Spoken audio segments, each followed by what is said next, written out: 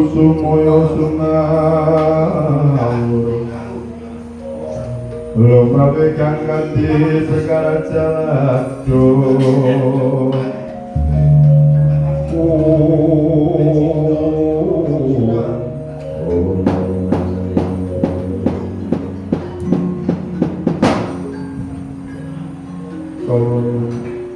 keluargaken Koko Prabu Durwati kang sampun prabu wonten pendhapa ing Amarta mriki Koko Prabu sarau paduka kula maturaken pasedahan punakane duwi kunjung arsa paduka Koko Prabu yang ngaten Pak. Kamu niki yang Prabu dateng kadang kedhe kali ngomotosipun kami sang Yai Prabu Yaji. Boten langkung salah taklim kula mugi katur ya. Koko Prabu Sultan Pican Piterwut Soya Koko Prabu. Wah, kita meresto kakakku palsu kita kau. Iya, ya ipan udah senang. Iya ya. Menika Yai Janaka kang sampun timbul wonten pendhapa Kamarta. Koko Prabu kalihipun Janaka kang sampun marak sowan dhateng Koko Prabu. Kowe lunga menyang ndi dipagoleki para kadang kabeh. Mupati marang sing karemu Yai. Jinun kepareng kula sumela atur bilih. Ndara kula Janaka menika murca saking kasatriyan Madukara awit Mupati umuripun Wahyu Kamarendran menika Wahyu Makutarama. Dene wekdal samangke sampun dipun tampi dening Ndara kula Janaka.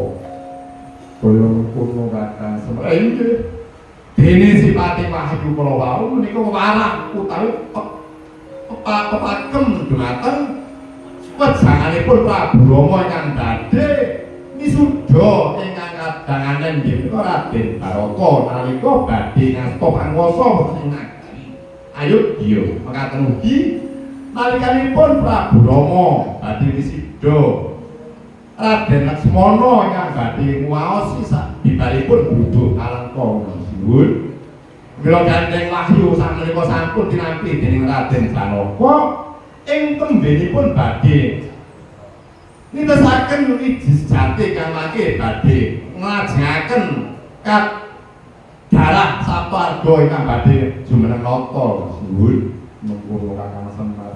Nggih. Gandeng sampun terwaca sedaya sampun kelampahan mugi-mugi para kadang ingkang ayo wajib dalu menika Raden saged tumus ngantos mangke mbok menawi ruwahan kelampahan kirim donga mugi saged kasembatan. Nggih.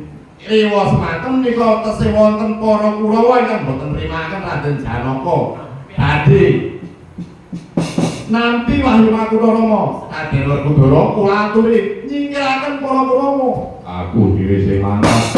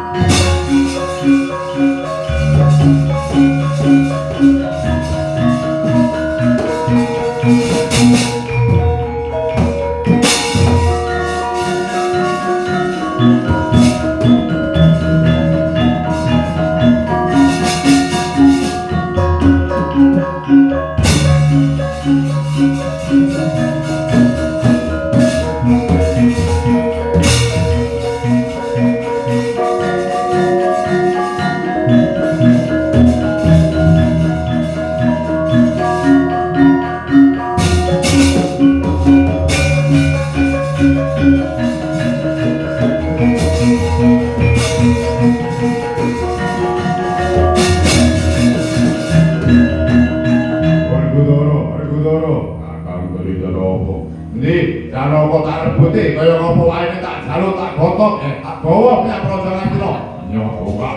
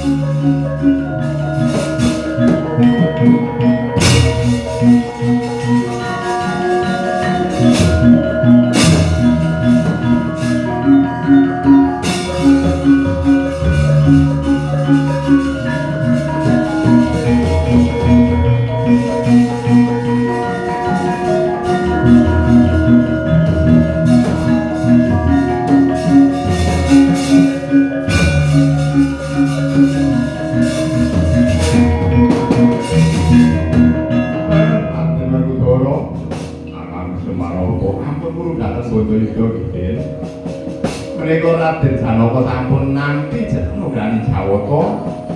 Kula suwun Raden Werkudara ampun kabilut dhateng tindak candhaning para Kurawa. Arep Kakang Semar jenengan ki bayu kemawon kersane tumindak dhateng Praja Ngastina. Nurut apa kang dadi dawuh Kakang Semar. Nggih, monggo kula sepakake, Bu.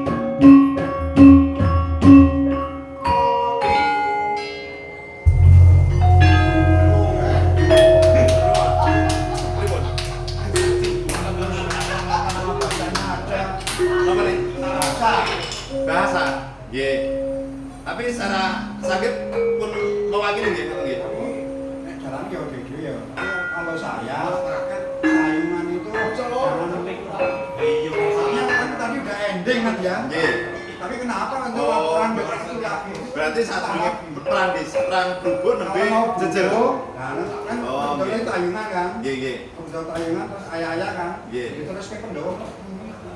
Oh, tayungan kumpul. Iya, itu tayungan. Oh, nggih. Kok ngoten? Ya kembali ya. Nggih, mentah.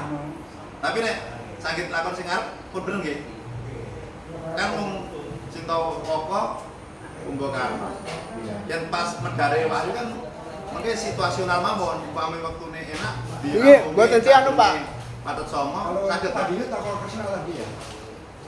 Sana dereng dereng. Tadi Kesno sing dadi awang kono Kesno. Niku kan pun bareng ngedarke pulang niku mau bareng perang kembang laut wau bar niku